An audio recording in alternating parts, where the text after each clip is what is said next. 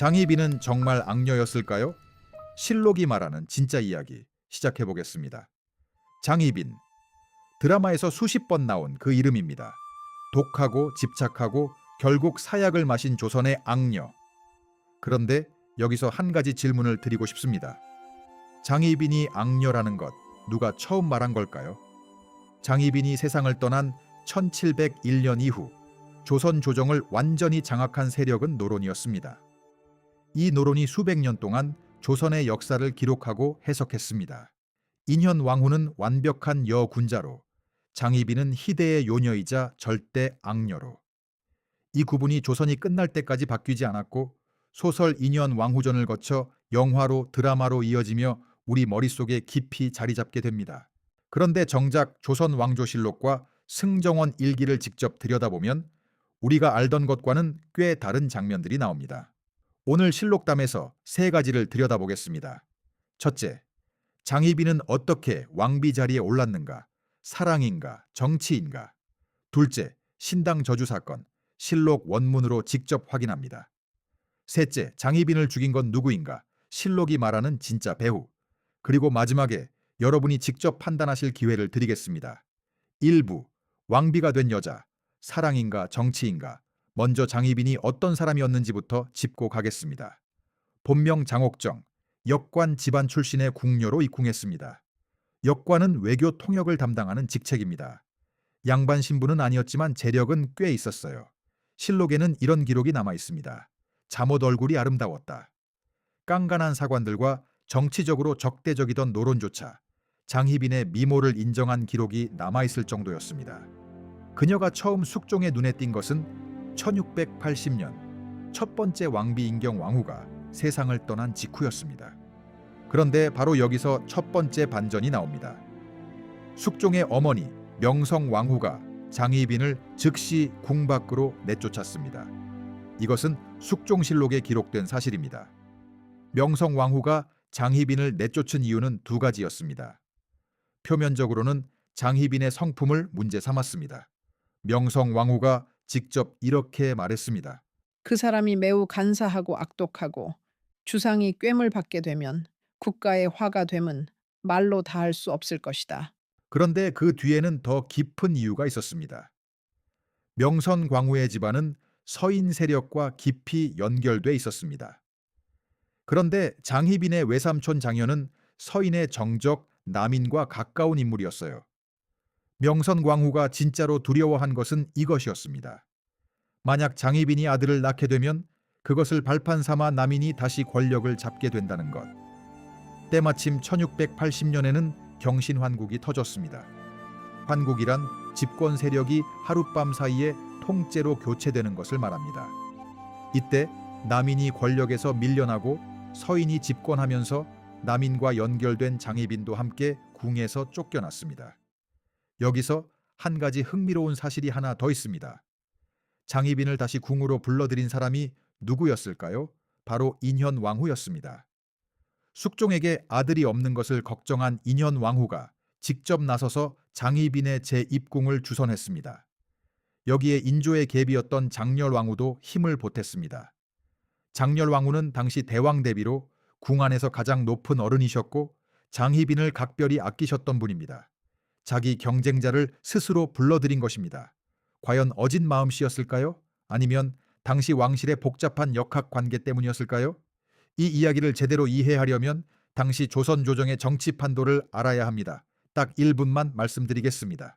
당시 조선 조정에는 서인과 남인이라는 두 거대한 권력 세력이 팽팽하게 대립하고 있었습니다. 서인, 수십 년째 조정을 장악한 기득권 세력입니다. 인현왕후 집안과 깊이 연결돼 있었습니다. 남인, 서인에게 밀려난 세력입니다. 다시 권력을 잡으려면 왕의 편을 얻어야 했습니다. 그리고 남인이 찾아낸 카드가 바로 장희빈이었습니다. 장희빈의 파란만장한 인생은 서인과 남인의 대립, 그리고 그것을 이용한 숙종의 환국 정치라는 정치적 소용돌이 속에서 만들어진 것이었습니다. 장희빈은 정치 문제의 핵이었고 갈등과 대립의 기폭제였습니다. 쉽게 말씀드리면 이렇습니다.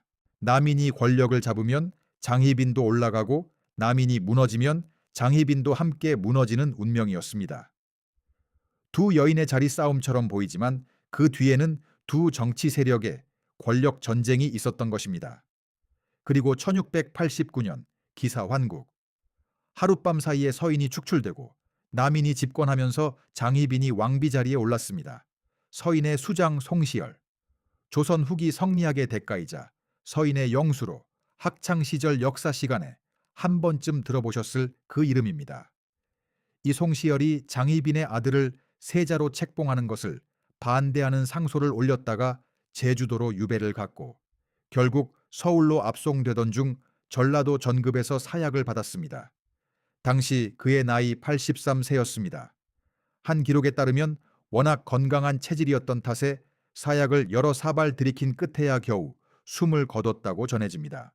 한 시대를 주름 잡은 서인의 거두가 그렇게 역사의 뒤편으로 사라졌습니다.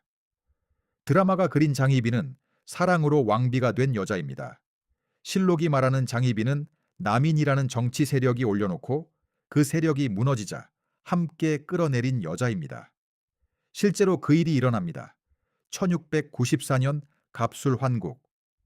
남인의 자작극이 발각되고 숙빈 최씨 독살 음모설까지 불거지자 숙종의 남인을 향한 신뢰가 완전히 무너졌습니다. 남인이 쫓겨나고 서인이 다시 돌아왔습니다. 장희빈은 왕비 자리에서 내려와 다시 후궁으로 강등됐습니다. 그리고 7년 뒤인 1701년 결정적인 사건이 터집니다. 1701년 9월 인현 왕후가 병으로 세상을 떠납니다. 그 직후 숙종에게 충격적인 고발이 올라왔습니다. 고발자가 누구였을까요? 바로 숙빈 최씨.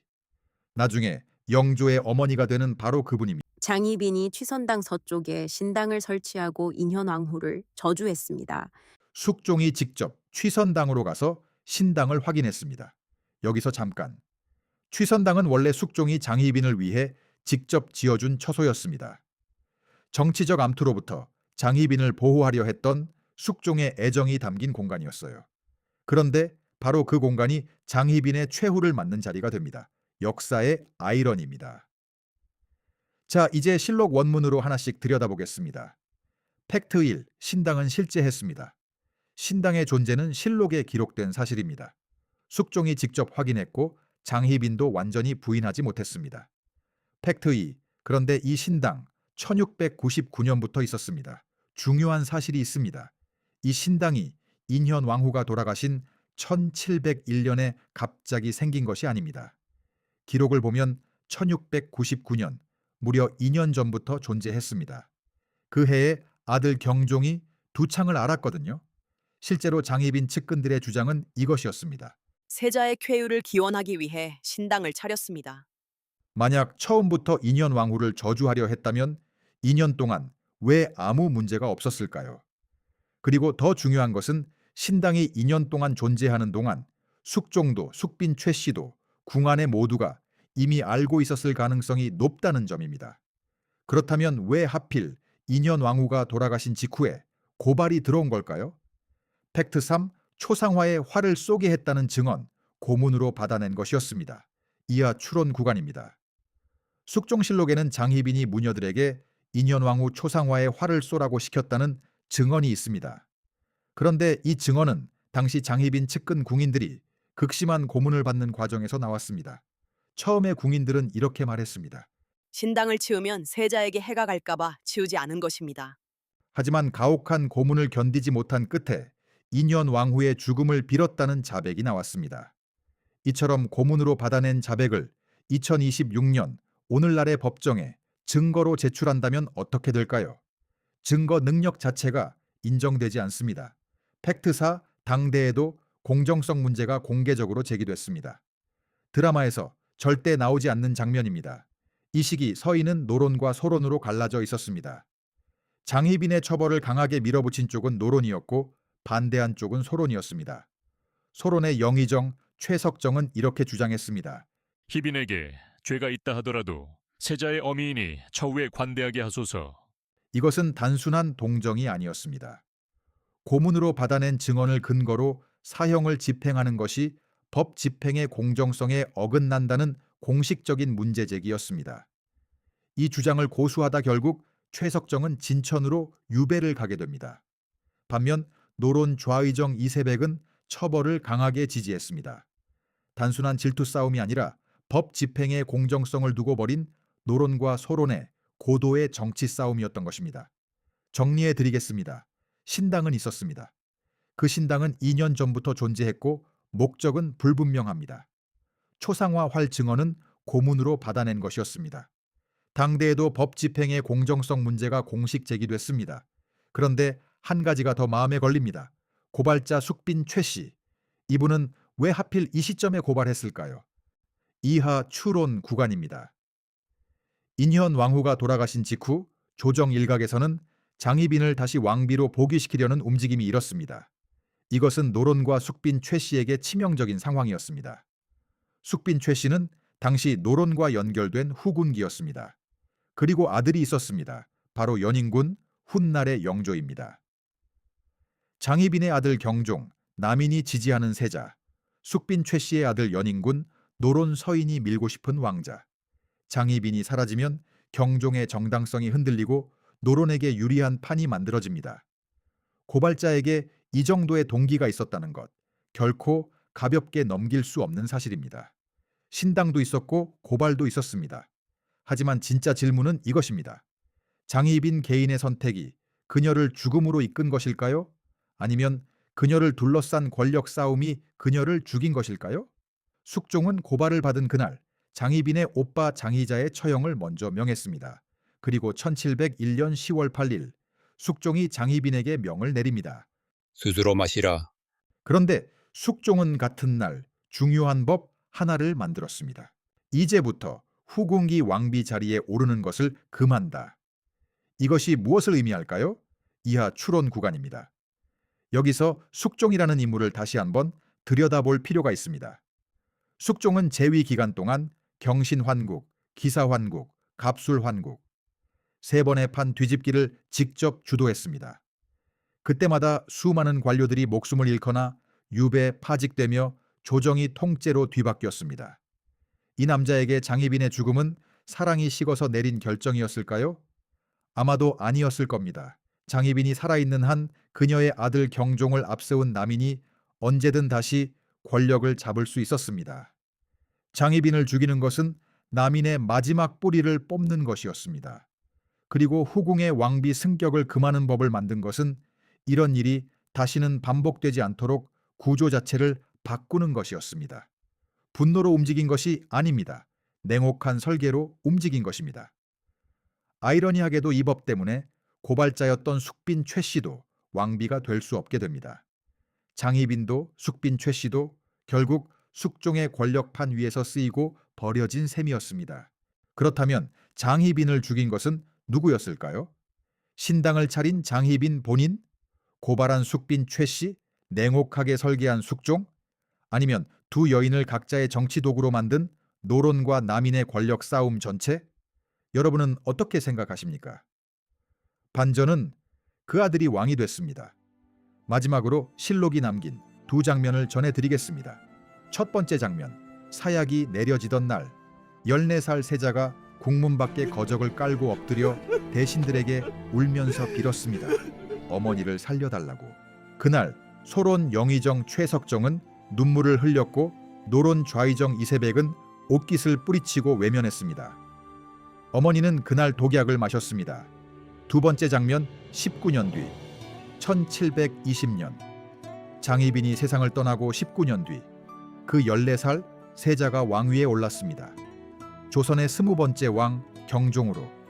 어머니가 악녀라는 죄명을 달고 세상을 떠났지만 그 아들이 왕이 됐습니다. 역사는 언제나 이긴 자의 목소리로 기록됩니다. 하지만 침묵 속에 묻힌 이야기는 때로 이런 방식으로 세상에 남겨지기도 합니다. 오늘 실록을 통해 드라마와는 다른 장희빈을 살펴봤습니다. 수백 년 동안 이어진 악녀의 낙인. 하지만 그 낙인을 만든 것은 권력을 잡은 세력의 기록이었습니다. 남인이라는 정치 세력이 올려놓고 그 세력이 무너지자 함께 끌어내린 여자. 2년 전부터 존재했던 신당. 고문으로 받아낸 자백. 노론과 소론이 법의 공정성을 두고 갈라진 그날의 조정. 그리고 장희빈이 사라져야 할 이유가 가장 컸던 고발자, 장희빈의 파란만장한 인생, 서인과 남인의 대립, 그리고 숙종의 냉혹한 권력 설계라는 소용돌이 속에서 만들어진 것이었습니다. 그녀는 정치 문제의 핵이었고 갈등과 대립의 기폭제였습니다. 드라마는 장희빈이 악녀여서 죽었다고 말합니다. 하지만 실록은 이렇게 묻는 것 같습니다. 누군가는 악녀가 필요했고 장희빈이 마침 그 자리에 있었던 것은 아닐까요? 장희빈, 정말 악녀였을까요? 여러분의 생각을 댓글로 남겨주세요. 여러분의 댓글이 이 이야기를 더 풍부하게 만들어줍니다. 실록 속 숨겨진 이야기, 더 보고 싶으시다면 구독 눌러주시기 바랍니다. 실록담이었습니다.